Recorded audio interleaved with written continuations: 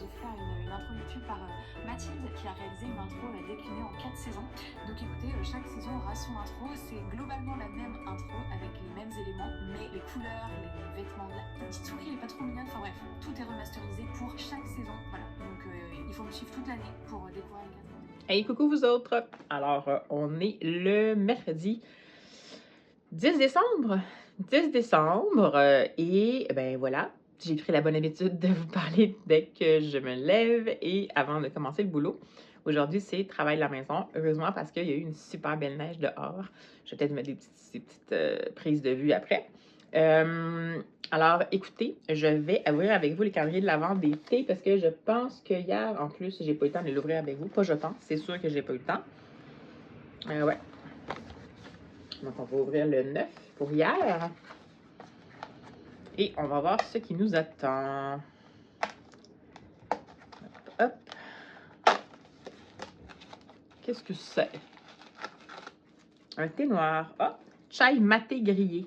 Je sais, je suis moins de thé grillé, mais ça serait le fun, ce serait une bonne façon d'essayer. Donc, maté grillé, feuille de thé noir, gingembre, coriandre, cardamome, cannelle, clou de girofle, poivre noir et arôme naturel. Ah, à cause du clou de girofle, ça me tente. Ça fait un peu... Oui, peut-être que je pourrais essayer. Donc, ce thé noir-ci. Et sinon, je ne sais pas où est le 10. Le voyez-vous? Ah, ici. Du même côté. Et je te dis. Donc, le 10, ce sera... un thé vert, un thé blanc. Je n'ai pas eu de thé blanc depuis le début. Un thé vert. Un thé vert citron. Thé vert, lime, citron, pétales de calendule et arôme naturel. Tout doux. Bon, ben voilà. J'ai bien hâte de voir si les thés blancs. Je pense que les thés blancs, c'est quand même un peu plus cher. Donc, j'imagine qu'ils en ont mis un peu moins. Mais à date, on est au jour 10 et on n'a pas eu de thé blanc. Donc, voilà pour le calendrier Misty. Sinon, je suis plongée en plein dans le vol au Métropolis de Karine Pitaki. Donc, le tome 3 de la série Cozy Christmas Mystery. C'est vraiment prenant. Puis là, il se passe des péripéties, surtout des péripéties entre Joe et Laurie. Puis là, on se ronge les ongles de savoir qu'est-ce qui va se passer, qui va... Oh, je peux pas vous en dire trop, mais ce serait bien le fun que ça se passe comme on a le goût. Mais évidemment, quand je suis encore tôt tôt, je pense que je suis rendue au quart. Et bien, c'est sûr qu'il y a encore du temps. Il va se passer des choses, pas juste en regard de l'enquête, mais évidemment en regard de l'évolution des personnages. Donc, mais c'est vraiment bon.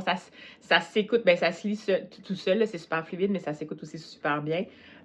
Donc, il y aura ça. Plus tard dans la journée, sans doute dans la pause repas, je vais ouvrir avec vous les calendriers album jeunesse et casse-tête. Et je vais voir comment la journée va s'enligner. J'aimerais ça aller prendre une marche en fin de journée. Ça se peut que ce soit sur la neige parce qu'il y annonce vraiment beaucoup de précipitations. Ça se peut qu'on ait de la visite chez nous ce soir, donc je ne sais pas trop si je vais pouvoir vous prendre ou pas. Si on a de la visite, ben, ça sera peut-être des images muettes. Mais bref, ça s'annonce comme ça aujourd'hui. Alors, ben voilà, sans plus tarder, allez, on se lance ça cette journée-là.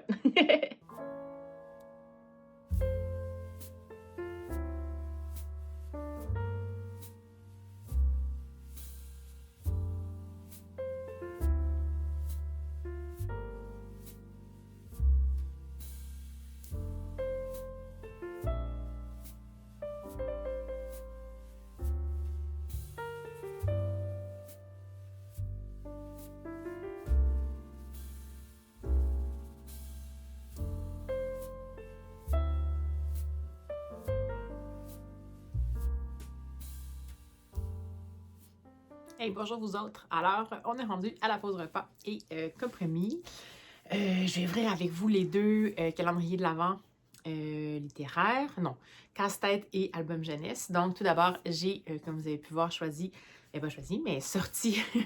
le casse-tête numéro 10 de la boîte et je ne l'ai pas regardé. Donc, tout ce que je vois ici, c'est comme mot-clé Hearth. Donc, wow! Ouais. Avec un beau feu, une âtre, un rassemblement chaleureux. Ça va être chouette, ça.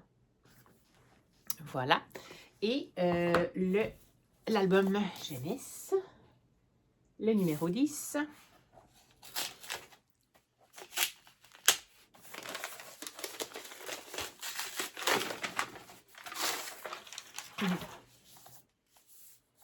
C'est bien. Alors, c'est Red Riding Hood, retold by Beatrix Potter, et avec les illustrations de Helen Hawkesbury. Et c'est publié chez Warren. Donc, une réécriture du Petit Chaperon Rouge, avec des illustrations un peu à l'ancienne quand même. Un album assez dodu, je dirais, parce que quand même, le contre initial, je sais pas si ça va être une fin qui va être aussi confrontante que dans le conte original, mais voilà pour la lecture qui sera la lecture du jour. Sinon, je suis complètement prise dans le Karin Pitaki. J'ai dépassé la moitié, ça s'écoute tout seul. Voilà, donc je sais pas, je suis pas sûre que je vais avoir le temps de le finir pour la fin de la journée, dans le sens où je travaille après-midi. Bon, s'il n'y en a pas de visite ce soir, peut-être que je vais y arriver, mais si on a de la visite, évidemment que je vais me concentrer sur les personnes qui sont sur place. Je vais quand même aller marcher tantôt, donc je vais pouvoir avancer un petit peu, mais je ne sais pas combien de temps je vais pouvoir avancer. Donc, à mon avis, vous allez avoir ma recension plus dans le blog de demain. Mais bon, hein, voilà. Alors, c'est tout. Sans plus tarder, je poursuis ma pause repas. J'écoute des petits vlogs, des vlogmas, donc tous les jours, Laura's Readings, celui de Piketty Booking. J'en écoute d'autres, mais ceux-là, c'est comme un peu des incontournables. Donc voilà, je m'y mets, puis plus tard, j'ai envie de retourner au boulot, puis je vais reprendre sans doute quand je vais aller marcher dehors. À tantôt!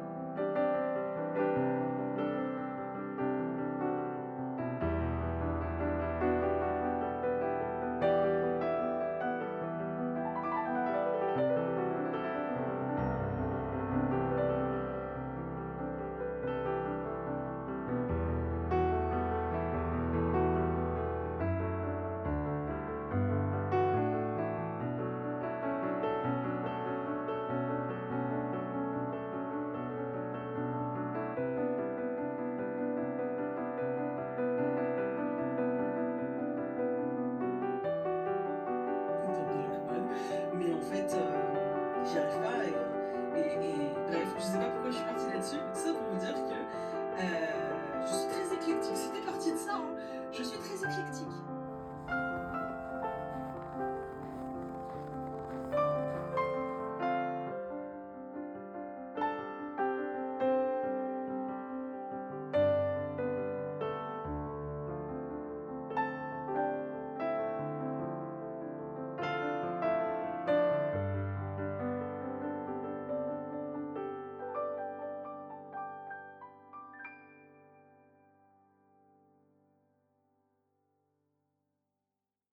Hey, bonjour vous autres. Alors, on est après le souper et on vient de faire notre premier essai. Ben, pour moi, c'est la première fois. Mon copain l'avait déjà mangé. Mais on a pris une tartiflette ce soir. C'est très bon. Donc, pour c'est sûr que ceux qui m'écoutent de France, ça va pas vous surprendre parce que c'est quelque chose de plus connu. Mais au Québec, c'est pas tout le monde qui connaît la tartiflette. Et puis, c'était excellent. Mais c'est sûr que là, je suis allée marcher dehors. Mais peut-être qu'il faudrait que j'aille remarcher une autre petite fois. C'était super magique tantôt quand je suis allée dehors. C'était vraiment... J'aime ça marcher dans la neige comme ça. C'était pas tout à fait déneigé. Fait que j'ai fait juste une petite marche. Mais c'était comme... J'aime ça quand on va dehors. C'est feutré. On entend juste comme un peu le crissement des pneus des voitures sur la route. Il n'y a pas grand monde qui se promène, à part moi qui est un peu folle pour aller marcher à cette heure-là. C'était vraiment chouette. Puis en revenant, ben, en fait, j'ai lu le livre du jour, donc Red Riding Hood, adapté, en fait, réécrit par Beatrix Potter et illustré par Helen Oxenbury, donc publié chez Warren. Et c'était, ben, écoutez, c'est comme je pensais finalement, après avoir lu l'introduction. Ça demeure, c'est une réécriture, mais c'est plus retold, c'est mieux. Je pense pas que c'est une réécriture, mais plus, disons, peut-être une réécriture, mais vraiment proche quand même de la version de C. Charles Perrault, je pense, qui a fait la version originale du Petit Chaperon Rouge. Mais qui a transmis ce qu'il avait recensé comme étant le Petit Chaperon Rouge. Il me semble que c'est ça. Oui, Charles Perrault. Donc, c'est vraiment la version avec la fin sans espoir. Mais ce qui est intéressant, c'est de lire le mot de l'illustratrice qui est Helen Oxenbury, qui a dit que quand elle avait eu la proposition en fait de réécriture par Beatrix Potter, elle avait été comme super motivée à le faire parce que justement, elle s'était collée sur l'histoire de Charles Perrault, Beatrix Potter. Donc, elle était allée avec vraiment à l'époque où on ne prenait pas tant soin des émotions des enfants, mais elle s'était permis quand même, Helen Oxenbury, premièrement, elle a eu du fun qu'elle dit à détailler, en fait, à représenter un loup qui est bien méchant quand même si elle ne voulait pas nécessairement dire que tous les loups sont méchants, mais dans ce cas-là, ça lui a plu. Puis elle a quand même laissé une porte ouverte à la fin. C'est-à-dire que l'histoire se termine bien sur la fin fermée, donc une fin où il n'y a pas de porte de sortie pour le Chaperon Rouge et sa grand-mère. Donc, voilà. Mais dans l'illustration, on peut imaginer que potentiellement, il y aurait un espoir. Puis c'est ça qui est intéressant, je trouve, parce qu'elle est allée avec des illustrations qui sont plutôt en phase avec ce qui est écrit, sauf à la fin, où elle fait une inférence, puis qu'on peut demander justement aux personnes avec qui ou à qui on le lit, qu'est-ce qu'ils pensent de la fin, et voir si l'illustration les influence ou pas. J'ai vraiment aimé ça. C'est vraiment des illustrations qui font évidemment un peu vieillotte volontairement. Elle travaille avec, je pense que c'est du, je sais pas si c'est crayon de bois. On dirait que c'est crayon de bois sur du papier texturé. Mais en tout cas, si c'est le cas, c'est fin, là. Par exemple, là. Je sais pas si vous voyez les détails, là. Au début, je pensais que c'était des rapidographes, mais on dirait que c'est comme ça a été créé au crayon de bois. Peut-être qu'elle repassait après pour... non, je sais pas, parce qu'elle fait aussi... Il y a aussi des parties qui sont des croquis, un peu comme le behind the scene, un peu. Puis j'ai vraiment beaucoup aimé des petites choses qui sont toutes tendres quand même, quand le Chaperon Rouge ramasse des petites baies qu'elle va mettre dans une petite feuille pour apporter à sa grand-mère. Je trouvais que c'était super touchant. Particulièrement, ou quand elle va prendre des fleurs. Regardez comment c'est beau comme composition. C'est superbe. Puis, c'est ça. Donc, écoutez, je pense que j'ai plus apprécié le travail d'illustration d'Helen Oxenbury. Même si on restait dans le traditionnel, dans le vieillot, je pense qu'elle a fait ce choix-là potentiellement, en fait, en raison du fait que Beatrix Potter était vraiment dans la phase de la version traditionnelle du conte de Perrault. Mais en même temps, il y a des touches de poésie, il y a des touches d'émotion qui sont là, qui sont comme surprenantes un peu. Puis quand on voit le Petit Chaperon Rouge se promener puis se rendre chez sa grand-mère, il y a des bouts où ça pourrait être, par exemple, Anne la maison en pignon vert qui s'en va voir Diana Barry. Je sais pas si vous voyez. On dirait vraiment que c'est comme une ambiance qui, je trouve, qui fait moins, qui est aucunement sombre, même quand le loup commence à arriver, sauf jusqu'à la fin. Puis même là, c'est une histoire où on laisse vraiment le lecteur imaginer qu'est-ce qui s'est passé. Parce qu'il n'y a pas de description de qu'est-ce qui se passe. Évidemment que c'est quand même un peu louche quand on s'entend, là. Il aurait tout fallu qu'elle allume un peu que le loup était pas... sa grand-mère n'avait pas un air habituel. Mais vraiment, ce que j'ai apprécié le plus, c'est le travail d'Helen Oxenbury. Là, je lance pas la pierre à Beatrix Potter. Elle a fait quelque chose qui était relativement fidèle avec Charles... dans le fond, à l'esprit du conte de Charles Perrault, mais elle s'est permis des choses intéressantes, des structures, des répétitions qui sont super intéressantes. Dans le fond, comme si, à plusieurs reprises, elle va dire que personne n'a vu le Petit Chaperon Rouge passer. Et quand on va penser un peu au symbole du Petit Chaperon Rouge, qu'est-ce que peut représenter le loup, et tout ça, le côté personne n'a vu passer le Chaperon Rouge, ça peut être aussi personne n'a voulu voir passer le Chaperon Rouge. Comme celui-là ici, celui que j'ai montré tantôt, ça dit « But no one but no one saw Little Red Riding Hood. Puis si je me souviens bien, ça revient à 2-3 autres reprises. Quand le loup va proposer de prendre chacun son chemin pour voir lequel va arriver en premier. Il me semble bien que il y a une autre place où ça va être dit. Ben, c'est le même principe. Comme là, voyez-vous, ça commence à devenir plus sombre. Le soleil se couche, puis ça dit « Nobody saw her pass ». Donc, tout ça, je trouve que c'était potentiellement pas dans la version de Perrault. Puis c'est une touche de Béatrix Potter qui, je trouve, amène une espèce de commentaire un peu méta, une réflexion qu'on peut avoir sur justement qu'est-ce que ça peut représenter au second degré. Est-ce que c'est la société qui aurait dû l'avoir passé ou la sauver in extremis? J'ai vraiment beaucoup aimé ça. C'est-à-dire, pour moi, c'est pas un coup de cœur parce que je suis moins contre traditionnel. Par contre, comme je vous disais, je reconnais le travail de Béatrix Potter qui a comme proposé des pistes de réflexion et je trouve très intéressant le travail de composition visuelle que Helen Oxenbury a fait, même si on était dans le style traditionnel. Ça m'a rappelé par moments même presque des illustrations de... Il y a quelque chose quand on est dans les champs ou dans les endroits où c'est un petit peu plus, pas pastel, mais un peu dilué, un peu délavé. Ça me faisait penser presque à l'esprit de... Il me semble que c'est Karl Norak. Je vous mettrai peut-être quelque chose que j'ai en tête comme illustration. Donc, voyez-vous comment à la fois on peut évoquer le traditionnel, mais pas perdre là-dedans le côté, la sensibilité, puis l'évocation, puis les émotions. Donc, voilà, c'est la lecture que j'ai faite aujourd'hui.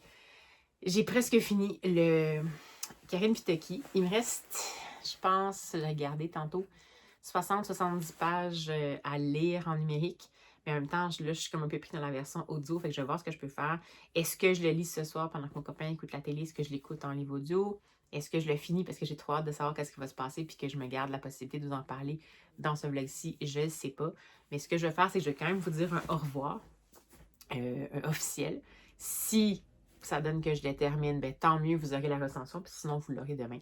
Donc, j'espère que ça vous a plu, ce petit côté aujourd'hui, ce petit moment avec moi. On était quand même plus dans, encore une fois, les activités traditionnelles. Mais bon, la semaine, quand je travaille, c'est sûr que c'est plus difficile d'être créative. Mais au moins, il y avait la neige au menu. Alors, c'est ça. Si jamais je ne reviens pas, j'espère que ça va toujours bien de votre côté. Puis on se dit à demain.